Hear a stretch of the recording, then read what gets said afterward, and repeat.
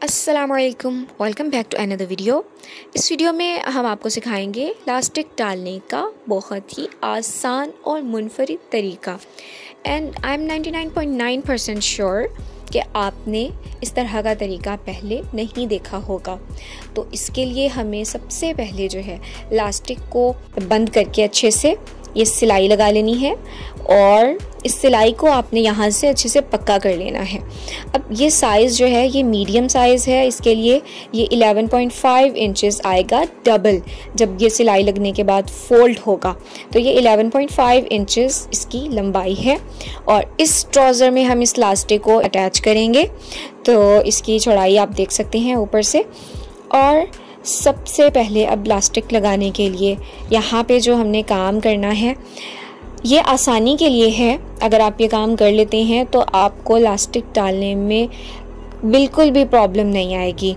तो ये यहाँ पे हमने क्या किया है, इसका जो किनारा है ना ऊपर से, जो इलास्टिक डालने के लिए हम जो किनारे को फोल्ड करते हैं, जो उसको बार बार पकड़ के हम फोल्ड कर रहे होते हैं, तो उसको आपने पहले से ही हल्का सा फोल्ड करके, जितना आप फोल्ड करते हैं तो उसको पहले से ही आप कच्चे टांके से या फिर आप जिस तरह से भी सिलाई लगाना चाहें इसके ऊपर अगर आप एक सिलाई लगा लेंगे तो इससे ये होगा कि बाद में आपको बिल्कुल भी प्रॉब्लम नहीं होगी।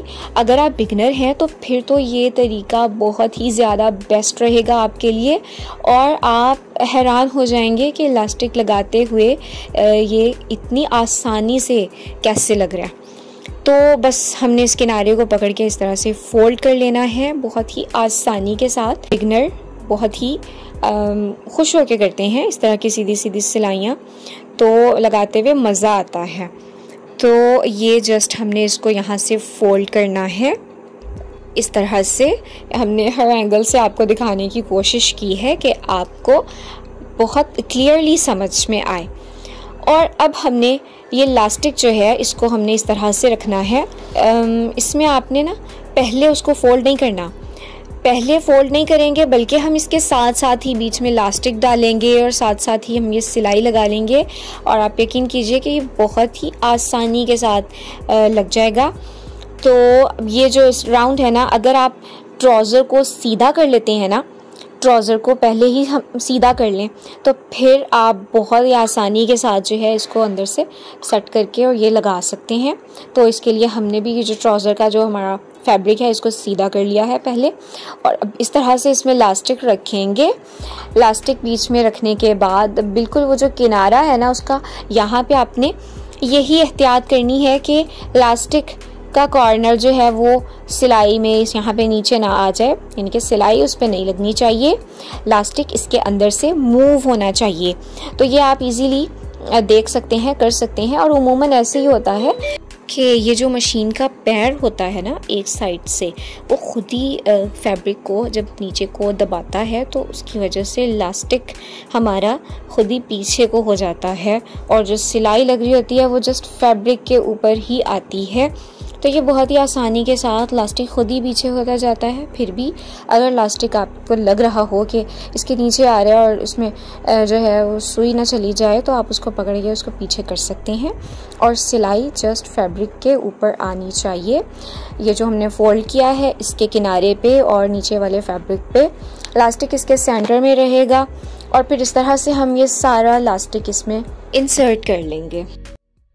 स्टार्टिंग से तो ये इलास्टिक बहुत ही इजीली लगता जाएगा, लेकिन ज़रा आगे जाके आपको यहाँ पे एक स्टेप की ज़रूरत पड़ेगी।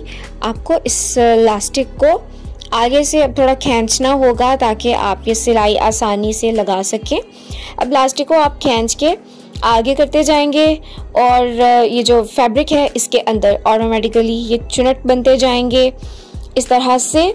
ये आगे से भी अब जितना इलास्टिक, जितना हमारा फैब्रिक रहता है तो ये सारा आसानी से लगता जाएगा।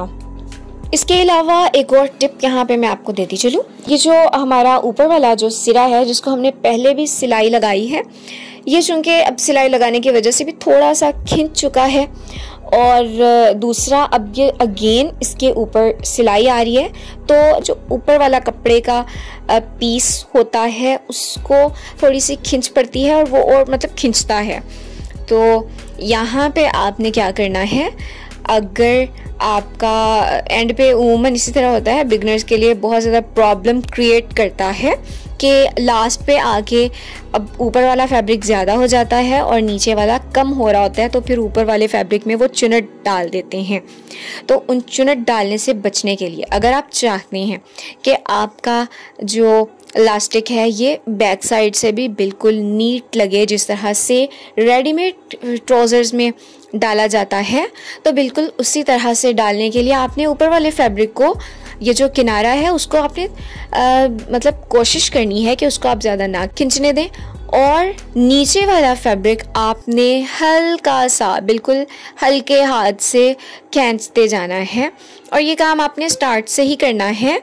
आप नीचे वाले फैब्रिक को थोड़ा थोड़ा खींचते जाएंगे तो ऑटोमेटिकली आपका फैब्रिक लास्ट पे आके बिल्कुल इक्वल आएगा, उसमें कोई झोल वगैरह भी नहीं आएगा और वो ऊंचा नीचा यानी कि वो कम ज़्यादा भी नहीं होगा, बिल्कुल बराबर आएगा और दोनों साइड से फ्रंट एंड बैक दोनों से बहुत ही सफाई के साथ लगेगा।